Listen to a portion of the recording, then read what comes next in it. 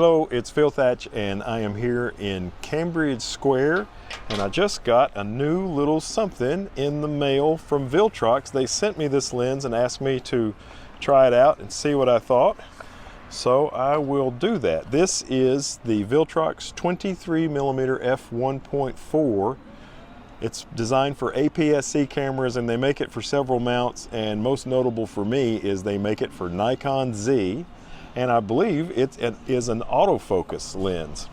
So I haven't even taken it out of the box. It just came in, and I do like that their boxes are sealed, so nobody can open up your box and play around with your lens before you get it and then put it back in and pretend like it's still new.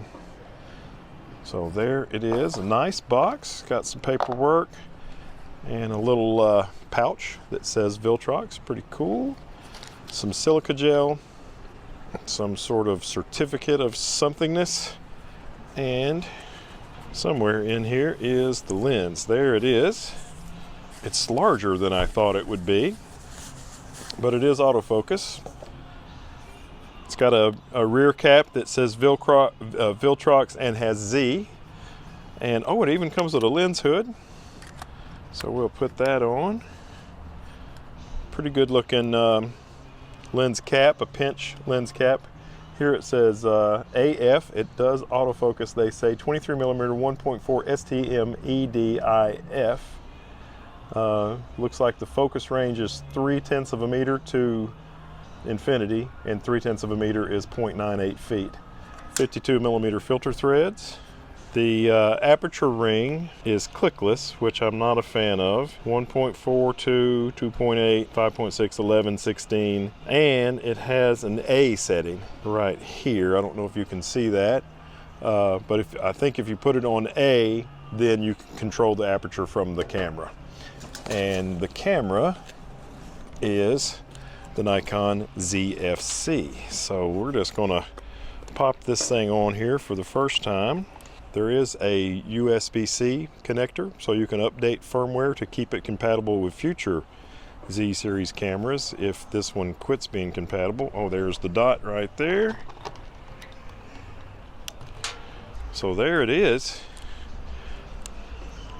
I had to turn on eye detect. I didn't have on eye detect, and I wanted to see if it would detect Heather, who is operating the camera. I was going to see if it would detect her eye, and it is. Now we'll focus over there. Oh, and I'm on F8. Let's turn this thing down to 1.4. Very nice. I do have it in the A position, and I've got my ZFC set up to where the front command dial controls aperture. And making photos of Heather that appear to be in focus pretty well. There is the very first photo I made with this lens. It's up here. You can see the settings, 1/250th. f1.4, and it was very dark, so even at f1.4 I still needed 5000 ISO to make this photograph of Heather, and you can see she's holding the DJI Pocket 2, which was recording the video clip. Yeah, I'm pretty happy with that so far. It's getting super duper dark. I came home and there was the lens, and I said, you know what, I want to start working on this thing, and so here we are. Gosh, that focus ring feels really good. Try that out, Heather, see what you think of it. Ooh, that's smooth. It does feel pretty nice, doesn't it? Yeah. And this is APS-c only. I don't know if I mentioned that, but this is it. And I'm going to do some nighttime photography with it tonight and test it out a few more ways before I complete this video. Okay, so we're in this little alley here at Cambridge Square that has beautiful lights draped across. It's blue hour, which is super awesome. And Heather is recording me with the DJI Pocket 2 while I am making a photograph of her at 1.4 with this awesome little lens. And there's some pretty nice light. The camera is eye detecting on Heather's eye, and I'm going to shoot a shot or two at 1/60th of a second and f1.4. I've got auto ISO on, and that's making 2500 ISO. So you can see the lights that were in the background when I took the picture of Heather. It's these lights here in this alley. And now that I've made a photograph of her in focus in the foreground with the lights kind of bokeh-fied. This is over in the alley with the lights going across, and I think I had my focus point on this eye instead of this eye, and this eye probably would have been the better one. And f1.4, it's easy to have one eye in focus and one eye not in focus because the depth of field is so shallow. Now this one I have edited completely and run it through Topaz. The previous one was straight out of the camera. Now I'm going to step the lens down to f11 or maybe f16 and see what kind of light stars this 9-bladed aperture gets. This was my first light star test, and I tried to do this shot at f16, but I bumped into my aperture wheel and knocked it to f14 accidentally. And you can see it's a 9-bladed aperture, which gives you 18 pointed stars. Not extraordinarily well defined, I didn't think. Then I improved my composition just a little bit and shot at f16, which is where I meant to shoot on the previous shot. Still 18 pointed stars and not very well defined. And then finally I tried it at f11, and you can see how much more defined and the stars are no smaller, but they're much better defined. So if you buy this lens and you want to do light stars, shoot at f11. Let's look at the comparison. There's the f16 stars, muddy and mushy, and there are the well-defined f11 stars. Heather is having fun playing with the Viltrox 23 1.4 on my ZFC. You know, Heather has a Z50 and she's excited to be able to use this lens some herself. Oh, should I take my glasses off? She's portraiting me. It's really dark, and this lens is not stabilized, and neither is the ZFC. So it's we don't have a lot of shutter speed even at the ultra fast f1.4 aperture, so that could be causing some motion blur issues on these portraits. I popped it back down to f1.4 while we were in the alley and took this quick unedited photograph of Heather, and you can see this eye is perfectly in focus, and with 1.4 and her head turned a little bit, this eye is out of focus. Heather made this photograph of me there in the alley, and you can see here is a man who really needs a haircut. Here's another photograph that Heather made of me, and I was using the DJI Pocket 2 to record her while she made it. And we stopped in a restaurant, a Fujifilm restaurant there at Cambridge Square, and Heather made this photo of a man who needs a haircut. And I made this photograph of my General Tso's chicken. This one is fully edited. It's a 1.4 shot. My focus point was right here, and you can see that's nice and in focus, and everything else is kind of drifting out of focus. Well, we are reviewing the pictures we've been making, and not extraordinarily sharp at f1.4, but I'm thinking that is more motion blur than not sharpness from the lens. But I'll try it out at 1.4 in a situation where I can get the shutter speed up a little bit tomorrow. A little too dark right now.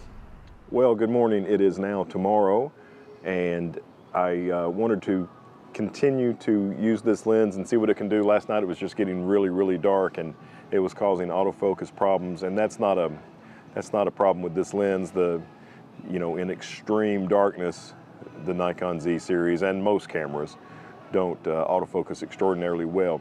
But I still got some pictures last night, and now we're going to work on some more today.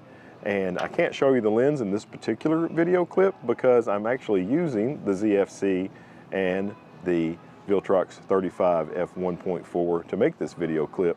So this shows you that the lens does work well for video.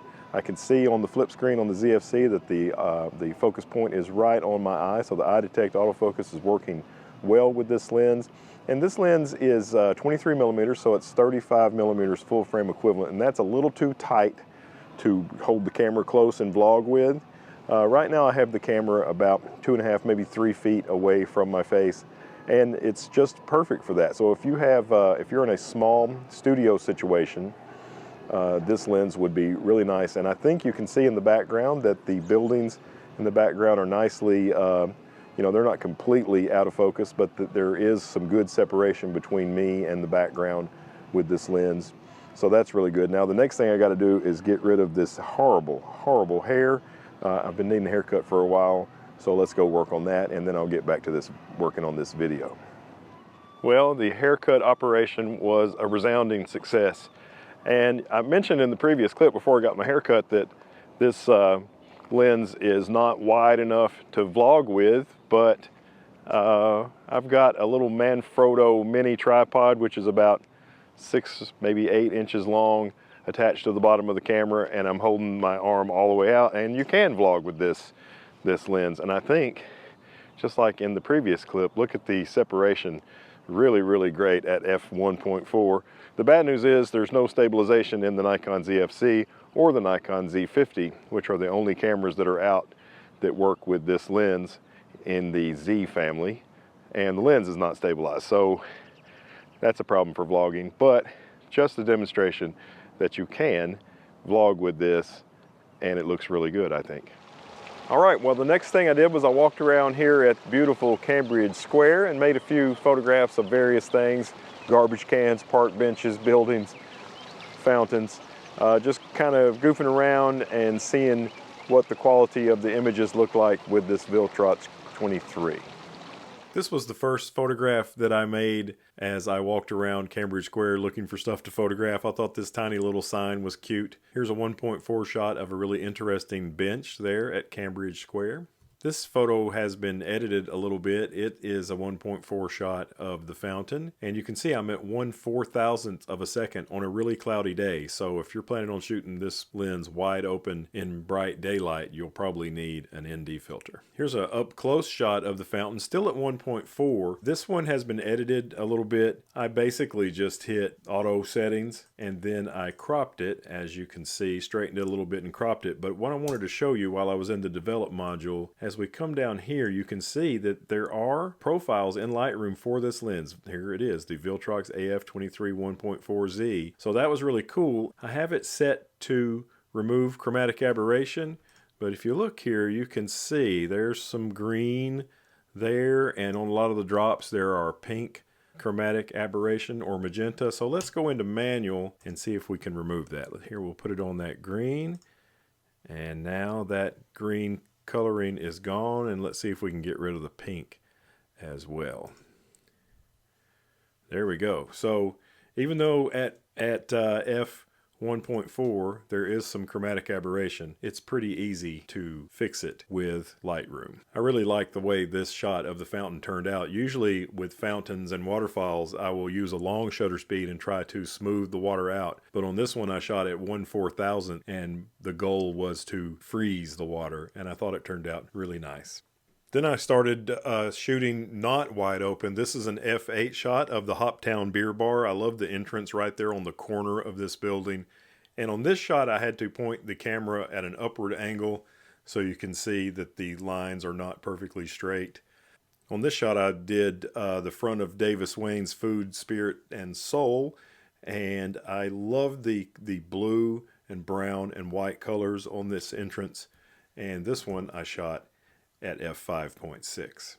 Here's a 5.6 shot of this garbage can. The sun peeked out for just a minute, and I thought the shadow of this interestingly designed garbage can was nice, the way it was there on the ground matching the can. Well, I have really enjoyed working with this lens today and last night, and who would have thought that my very favorite part of using this lens would have been using it for video. But I do love the look of the images coming out for video, and also the lens is really quiet, so you can't hear it focus, although you can probably hear this fountain. I'm using a wireless mic, but I think even with a microphone on top of the camera, a shotgun mic, it would probably be fine because it's very quiet when it focuses. But I've also enjoyed the lens for stills, and I look forward to using it some more in the future on both my ZFC and my Z50. I think I might let Heather try it out a little bit and see what she thinks as well. So I will have some more content coming with the Viltrox 23 1.4. But for now, I'm going to go ahead and sign off, and I look forward to seeing you hopefully in the next one. Bye-bye.